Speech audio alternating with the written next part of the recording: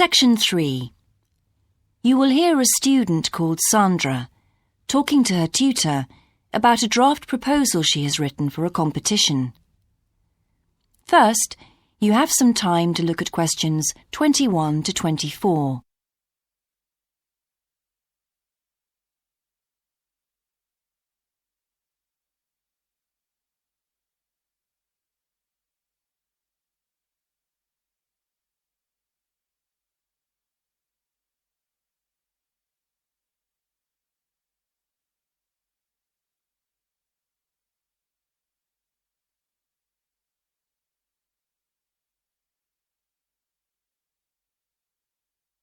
Now listen carefully and answer questions 21 to 24.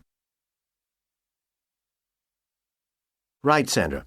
You wanted to see me to get some feedback on your group's proposal, the one you're submitting for the Geography Society field trip competition. Uh-huh. I've had a look through your proposal, and I think it's a really good choice. Oh. In fact, I only have a few things to say about it, but even in an outline document like this, you really have to be careful to avoid typos and problems with layout in the proposal, and even in the contents page. So read it through carefully before submitting it, okay? Will do. And I've made a few notes on the proposal about things which could have been better sequenced. Okay. As for the writing itself, I've annotated the proposal as and where I thought it could be improved. Generally speaking, I feel you've often used complex structures and long sentences for the sake of it, and as a consequence, although your paragraphing and inclusion of subheadings help, it's quite hard to follow your train of thought at times. Oh. So cut them down a bit, can you? Really? Yes, and don't forget simple formatting like numbering. Didn't I use page numbers? I didn't mean that. Look, you've remembered to include headers and footers, which is good, but listing ideas clearly is important. Number them or use bullet points, which is even clearer. Then you'll focus the reader on your main points. I thought your suggestion to go to the Navajo Tribal Park was a very good idea. No, I've always wanted to go there. My father was a great fan of cowboy films and the Wild West, so I was subjected to seeing all the epics, many of which were shot there. Mm-hmm. As a consequence, it feels very familiar to me, and it's awesome, both geographically and visually. So it's somewhere I've always wanted to visit. The subsequent research I did and the online photographs made me even keener. Before you hear the rest of the conversation, you have some time to look at questions 25 to 30.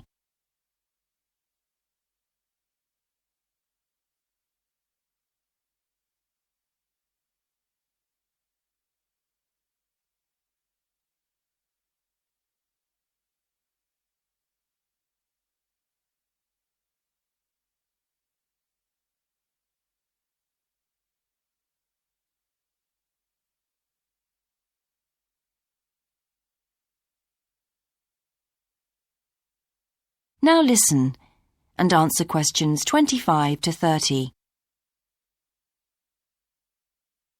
Interesting.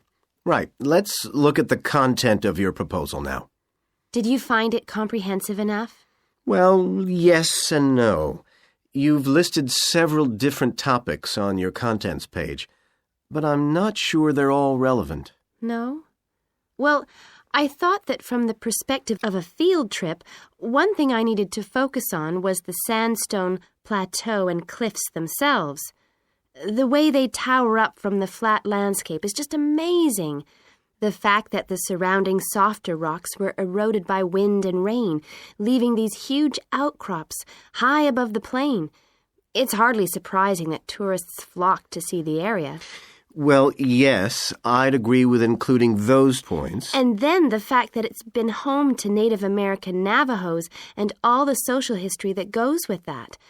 The hardships they endured trying to save their territory from the invading settlers. Their culture is so rich.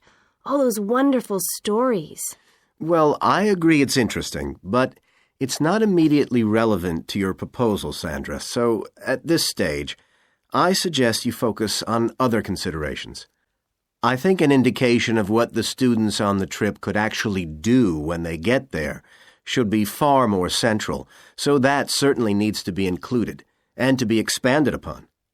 And I'd like to see something about the local wildlife and vegetation, too. Not that I imagine there's much to see. Presumably the tourist invasion hasn't helped. Okay, I'll do some work on those two areas as well. But you're right, there's not much apart from some very shallow-rooted species.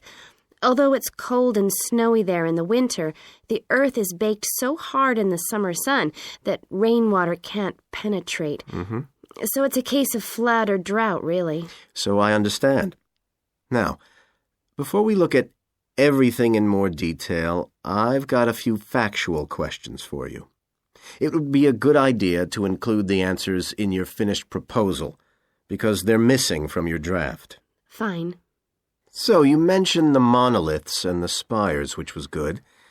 But what area does the tribal park cover? Do you know? 12,000 hectares, and the plain is at about 5,850 meters above sea level. Larger than I expected. Okay, where's the nearest accommodation? That's a practical detail that you haven't included. Have you done any research on that? Yes. There's nowhere to stay in the park itself, but there's an old trading post called Goulding quite near. All kinds of tours start from Goulding, too. What kind of tours? Well, the most popular are in four-wheel drive Jeeps, but I wouldn't recommend hiring those. I think the best way to appreciate the area would be to hire horses instead and trek around on those. Biking is not allowed, and it's impossible to drive around the area in private vehicles. The tracks are too rough. Okay. Lastly, what else is worth visiting there? There are several caves, but I haven't looked into any details.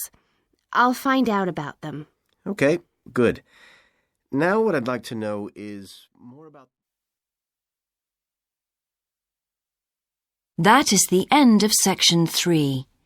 You now have half a minute to check your answers.